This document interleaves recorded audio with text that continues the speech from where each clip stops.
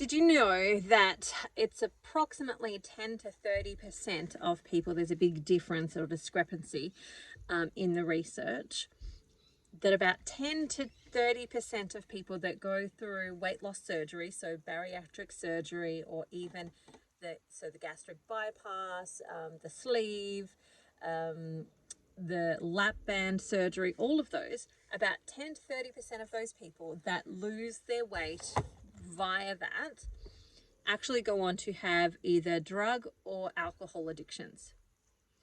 Isn't that interesting? Isn't that interesting? If you're new to my channel, my name's Christina. I'm a naturopath, herbalist, life coach, as well as carnivore, and I talk about all sorts of things on this channel like health and wellness and carnivore. So yesterday I was on a Clubhouse room and somebody mentioned this fact or this stat, and I went and had a look at it, and I saw that there's multiple different studies on this, and each study has their own sort of number, which is why there's that variation. Some are just looking at alcohol, and some are also then including drugs in it. So for example, those that just looked at alcohol were around 7, 10, 15%. Those that had drugs included in that actually were much higher.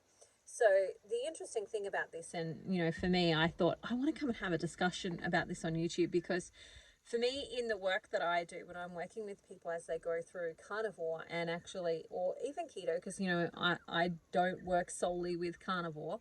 I work with GAPS and low carb, high fat, and keto, and of course carnivore as well as one of those. But as we're doing that process and that work, one of the things that I know that I need to do with my clients is at some point get them to start talking about the emotional side of things, like the physical implementation of eating a particular food or eating in a particular way or eating at particular times that are actually going to work better for their body is just the physical implementation.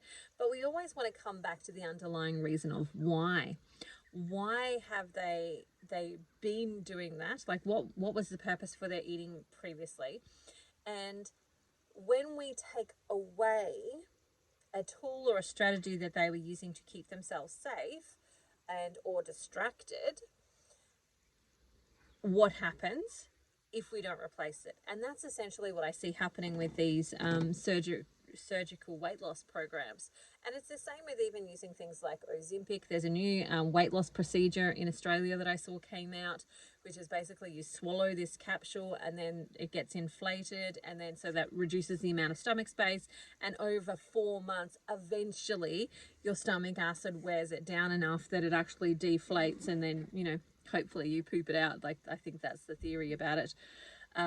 So there's all these different things that are out there. And if we don't actually look at the underlying reason about why you eat, when you eat, how you eat, and how many of us have been using food as a safety mechanism. So as a way to keep ourselves safe, protected, distracted, all of that type of stuff. And we just take away that tool or the ability to use that tool, we've got to find something else. And that other thing, depending on the individual, depend on where they might go. But alcohol, for example, is another reasonably socially acceptable version of numbing your pain. It's reasonably socially acceptable.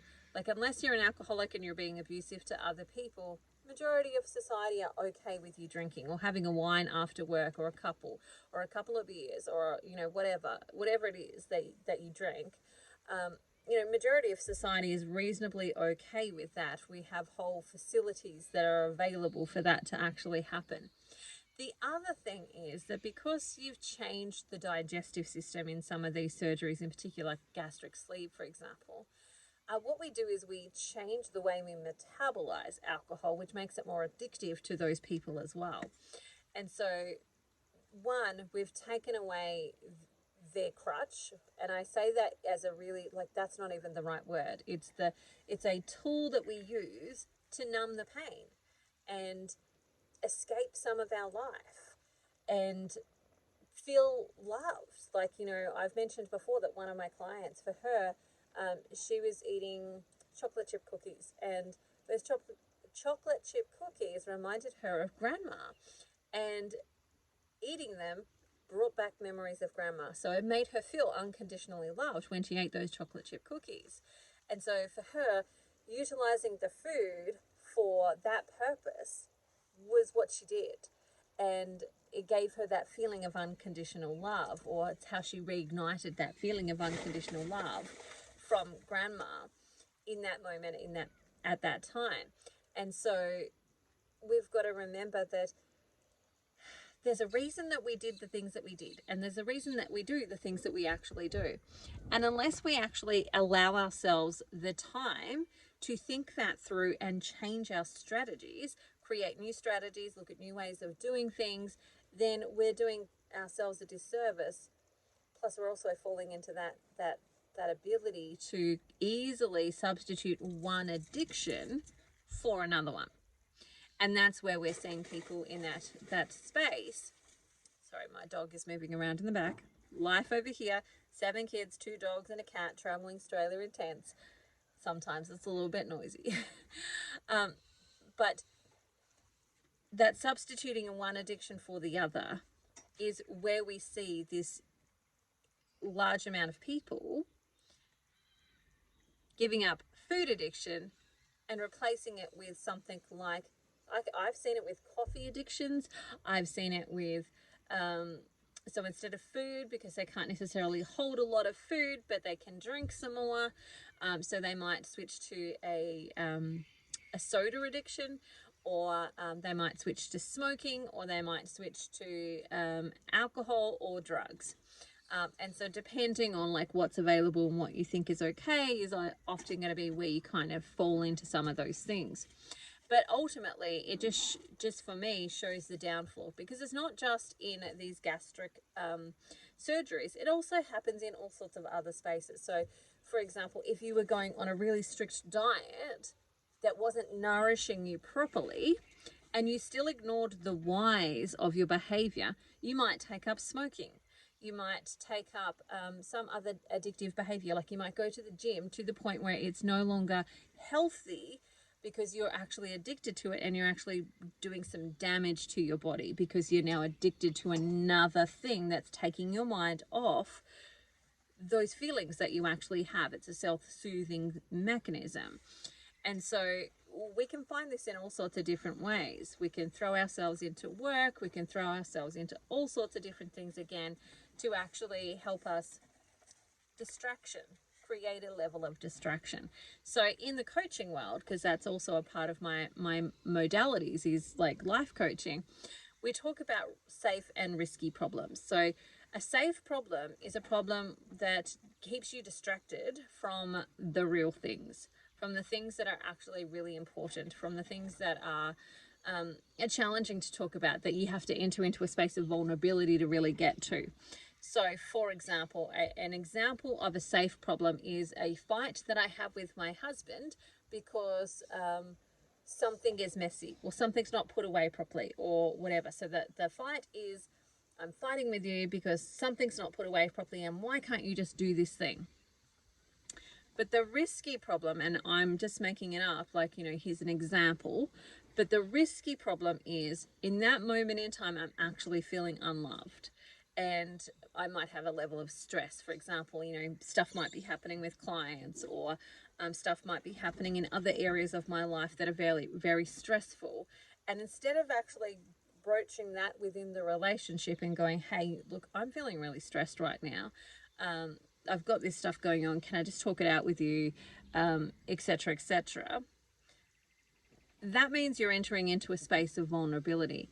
And in some spaces, that's really, really great. In some relationships, you may have already developed that level of vulnerability where you can talk about those things. But for many of us, we've actually learnt to create safety protective mechanisms around vulnerability, so that we don't enter into vulnerability around people, because that's seen as a level of weakness. And so instead of entering into vulnerability, what happens is we enter into conflict and pushing people away instead of drawing them close.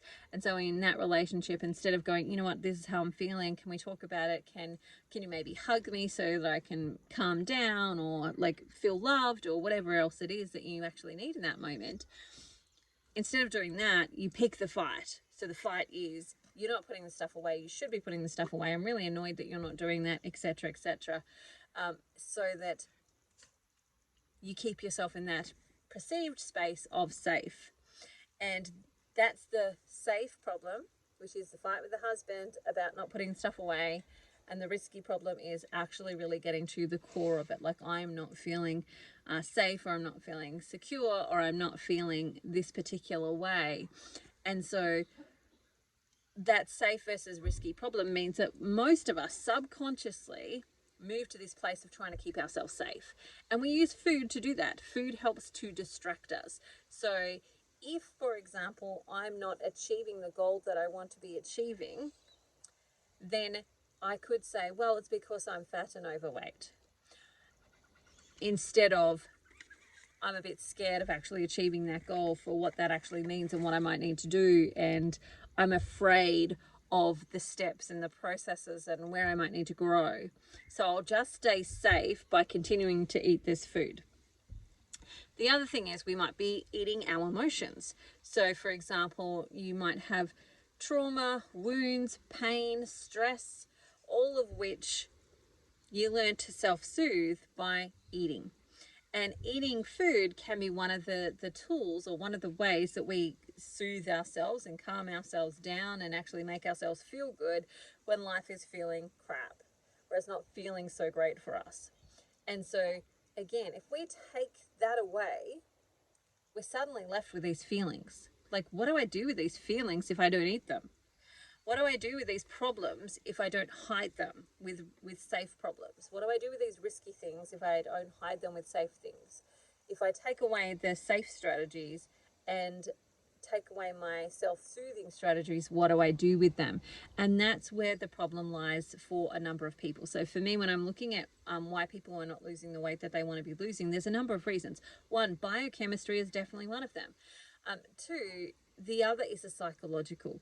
And unless we actually are willing to address those things, that's where we can have a really big downfall, and that can be where we really sabotage ourselves and our health, is in that space of not being willing to look at the whys and what are the underlying reasons for that actually happening, and creating the space to actually heal. Like for me, when I think about carnivore, one of the things that I love about it is that it makes me feel so satisfied from a physical perspective that it now creates all this space for me to look at the emotional stuff and look at, like, what are the underlying factors here? What are the things that are actually driving me to do the actions, like where I'm sabotaging myself and I'm sabotaging my health, and actually get to the underlying root causes of those and provide myself with alternative ways to deal with those emotions and actually look at them. Is it phone a friend? Is it, write myself a letter? Is it like doing some of my emotional release activities? Like, what is it that I need to do that is not food based? And unfortunately, I think that element is often missing in the weight loss category. Like, certainly I think that if you're going to use one of these surgeries, use it as a tool, knowing that it's not the be all and end all, and you're going to have to actually go outside of that thing to actually create a holistic healing for you. But also, when it comes to things like whatever dietary protocol you're using, if you're not addressing the underlying emotions that are coming up, if you're not addressing the triggers, if you're not addressing the safety and the protective mechanisms and all of that in it, then you're going to actually go back into that place of switching one addiction for another, or falling off the bandwagon and driving yourself basically further and further down the road of ill health, which is generally not what you're aiming for. But that's what the subconscious patterning is, that you hold on for so long and then you can't, because you've taken away your strategies and you're not replacing them. You're not proactively choosing something different. All right, that's it for me today. I hope you like this message. Remember to like and subscribe. I look forward to seeing you again soon. Bye for now. Have an amazing day.